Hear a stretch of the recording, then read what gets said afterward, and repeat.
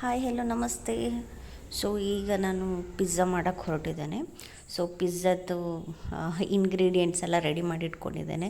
Red capsicum ಮತ್ತು yellow ಮತ್ತು green tomatoes ತೊಗೊಂಡಿದ್ದೀನಿ ಮತ್ತು ಸ್ವಲ್ಪ ಆನಿಯನ್ ಕಟ್ ಮಾಡಿ ಇಟ್ಕೊಂಡಿದ್ದೇನೆ.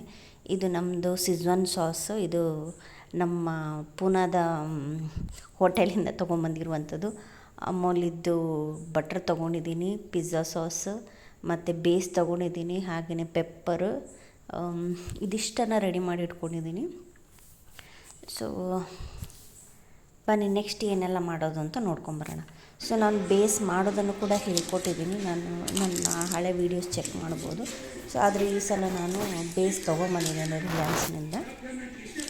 ಸೊ ಫಸ್ಟಿಗೆ ನಾವು ಪ್ಲೇಟಿಗೆ ಸ್ವಲ್ಪ ಬಟ್ರ್ ಹಚ್ಕೊಂಡ್ರೆ ಒಳ್ಳೆಯದು.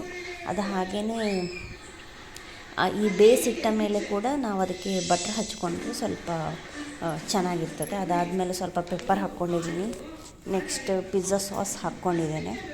ಅದು ಹಾಕ್ಕೊಂಡು ನೀಟಾಗಿ ಸ್ಪ್ರೆಡ್ ಮಾಡ್ಕೋಬೇಕು. ನೀಟಾಗಿ ಸ್ಪ್ರೆಡ್ ಆದ ನಂತರ ಸ್ವಲ್ಪ ಸಾಸ್ ಜಾಸ್ತಿ ಹಾಕಿದ್ರೇ ಒಳ್ಳೆಯದು. ಅದಾದಮೇಲೆ ಸ್ವಲ್ಪ ಸ್ಪೈಸಿ ಇರಲಿ ಅಂತೇಳಿ ಚಟ್ನಿ ಹಾಕ್ಕೊಂಡಿದ್ದೀನಿ ನಾನು, ಸ್ಪೈಸಿ ಚಟ್ನಿ ಅದು. ಸೊ ಅದಾದಮೇಲೆ ಸಿಜ್ವಾನ್ ಸಾಸ್, ಇದು ಮನೆಯಲ್ಲೇ ಮಾಡಿರುವಂಥದ್ದು, ಇದು ಪೂನಾದಲ್ಲಿ ಮಾಡಿರುವಂಥದ್ದು ನಮ್ಮ ಹೋಟ್ಲಲ್ಲಿ. ಸೊ ಇದನ್ನೆಲ್ಲ ನೀಟಾಗಿ ಅಪ್ಲೈ ಮಾಡಿ ನೆಕ್ಸ್ಟ್ ಚೀಸ್ ಹಾಕ್ಕೊತಾ ಇದ್ದೀನಿ. ಸೊ ಚೀಸ್ ಸ್ವಲ್ಪ ಹಾಕ್ಕೊಂಡಿದ್ದೀನಿ. ಅದಾದಮೇಲೆ ಎಲ್ಲ ಇದು ಕಟ್ ಮಾಡಿ ಇಟ್ಕೊಂಡಂತಹ ತರಕಾರಿಗಳನ್ನೆಲ್ಲ ಹಾಕ್ಕೊತಾ ಇದ್ದೀನಿ. ಸೊ ಕ್ಯಾಪ್ಸಿಕಮ್, ಅದಕ್ಕೆ ಸ್ವಲ್ಪ ಸಾಲ್ಟಿನೆಸ್, ಸ್ವಲ್ಪ ಸ್ಪೈಸಿ ಇರಲಿ ಅಂತೇಳಿ ಸ್ವಲ್ಪ ಪೆಪ್ಪರ್ ಪೌಡ್ರ್ ಮತ್ತು ಸಾಲ್ಟ್ ಹಾಕ್ಕೊಂಡಿದ್ದೀನಿ. ಸೊ ಯೆಲ್ಲೋ ಕಲರ್ ಕ್ಯಾಪ್ಸಿಕಮ್ ಇಡ್ತಾ ಇದೆ ನೋಡ್ಬೋದು ನೀವು. ಸೊ ಅದಾದಮೇಲೆ ರೆಡ್ ಕಲರು ಮತ್ತು ಗ್ರೀನ್ ಕಲರ್ ಇಟ್ಟು, ಸೊ ಹಾಗೆಯೇ ಟೊಮೆಟೊ ಕೂಡ ಇಟ್ಟಿದ್ದೀನಿ, ಹಾಗೆಯೇ ಆನಿಯನು. ಸೊ ಇದೆಲ್ಲ ನೀಟಾಗಿ ಅರೇಂಜ್ ಮಾಡಿದ್ಮೇಲೆ, ಸೊ ನಮ್ಮ ಅಂಗಡಿಯ ಪಿಜ್ಜಾದಲ್ಲಿ ಸ್ವಲ್ಪ ಇಂಗ್ರೀಡಿಯೆಂಟ್ಸ್ ಇರ್ತದೆ, ಅದು ನಾನು ಇಲ್ಲಿ ಸ್ವಲ್ಪ ಜಾಸ್ತಿನೇ ಇಟ್ಟಿದ್ದೇನೆ. ಆದರೆ ನಾನು ಕಟ್ ಮಾಡ್ಕೊಂಡಿರುವಂಥದ್ದು 3 ಪಿಜ್ಜಾಕ್ಕೆ ಆಗುವಷ್ಟಕ್ಕಿತ್ತು, ಆದರೆ 2 ಬೇಯಿಸಿದ್ದ ಕಾರಣ ಅದರಲ್ಲೇ ಅಡ್ಜಸ್ಟ್ ಮಾಡಿಬಿಟ್ಟಿದ್ದೇನೆ ನಾನಿಲ್ಲಿ. ಸೊ 2 ಪಿಜ್ಜಾ ಮಾಡಿರುವಂಥದ್ದು ಇಲ್ಲಿಗೆ.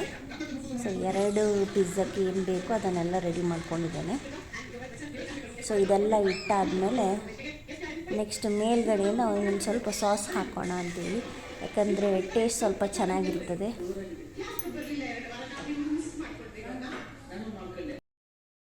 ಇಲ್ಲಿ ನೋಡ್ಬೋದು ನೀವು, ಸ್ವಲ್ಪ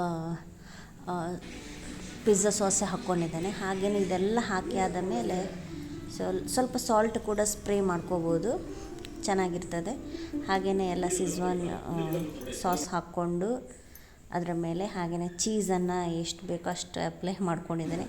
2 ಬೇಸ್ ಇತ್ತಲ್ಲ, 2 ಬೇಸಿದ್ದು ರೆಡಿ ಮಾಡ್ಕೊಂಡಿದ್ದೇನೆ. ಸೊ ಹಾಗೆಯೇ ಓವನ್ ಕೂಡ ಆನ್ ಮಾಡಿಟ್ಟಿದ್ದೆ, ಸ್ವಲ್ಪ ಹೀಟ್ ಆಗಲಿ ಅಂತೇಳಿ.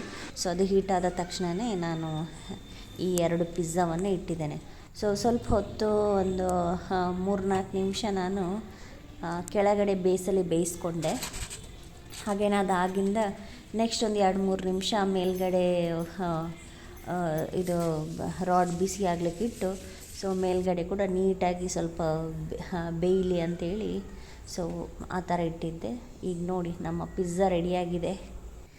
ಸೊ ಅಂಗಡಿಯಲ್ಲಿ ಸಿಗೋ ಪಿಜ್ಜಾಕ್ಕಿಂತ ತುಂಬ ಚೆನ್ನಾಗಿದೆ. ಈ ಕಟ್ಟರ್ ನಾನು ಪುನಾಕ್ಕೆ ವಿಸಿಟ್ ಕೊಟ್ಟಾಗ ಅಲ್ಲಿಂದ ಶಾಪ್ನಿಂದ ಪರ್ಚೇಸ್ ಮಾಡಿದ್ದೆ.